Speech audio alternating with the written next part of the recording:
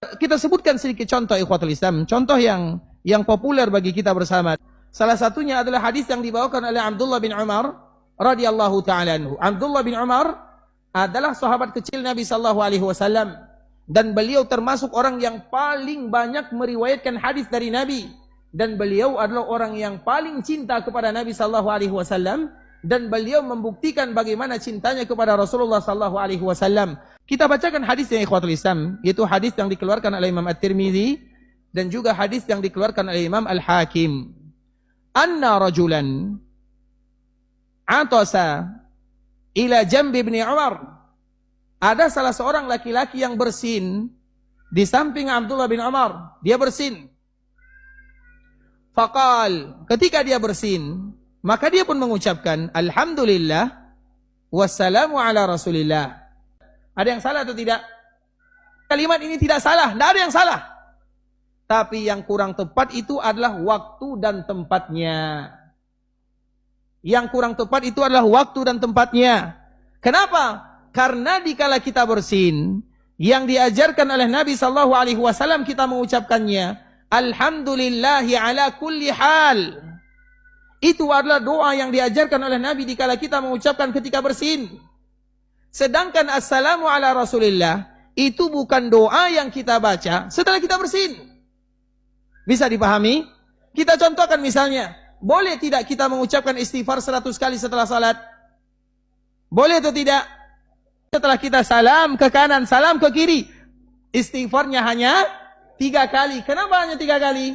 Karena itu zikir muqayyad namanya. Zikir yang terikat dengan jumlah. Zikir yang terikat dengan waktu. Bukan berarti kita melarang mengucapkan astagfirullah lebih dari 100 kali, tidak. Tapi waktunya, tempatnya, keadaannya harus dilihat.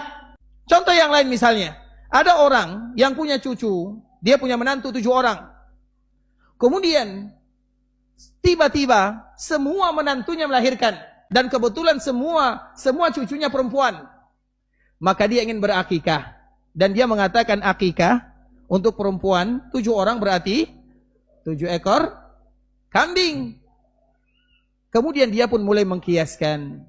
Biasanya 7 ekor kambing itu sama dengan seekor kerbau. Sama dengan dikala kita berkorban. Kerbau sama nilainya dengan 7 ekor kambing. Maka pada saat itulah dia tidak jadi menyembelih kambing. Dia menyembelih kerbau dengan alasan manfaatnya lebih luas. Kemudian hukumnya sama. Maka pada akhirnya dia menyembelih 1 ekor kerbau untuk mengakikahkan semua cucunya. Boleh atau tidak? Kenapa tidak boleh? Karena muqayyad, karena terikat.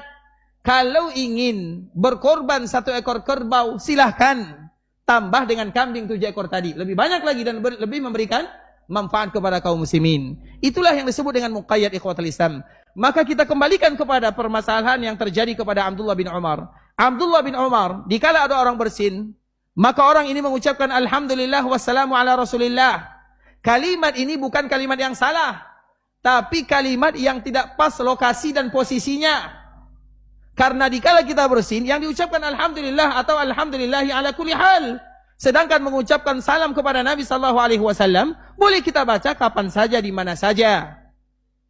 Maka di saat itulah Abdullah bin Umar mengatakan, "Walaisa hakadha 'allamana Rasulullah sallallahu alaihi wasallam." Wahai fulan, bukan seperti itu yang dicontohkan oleh Nabi sallallahu alaihi wasallam kepada kita. Begitulah tentang masalah sunnah Nabi sallallahu alaihi wasallam.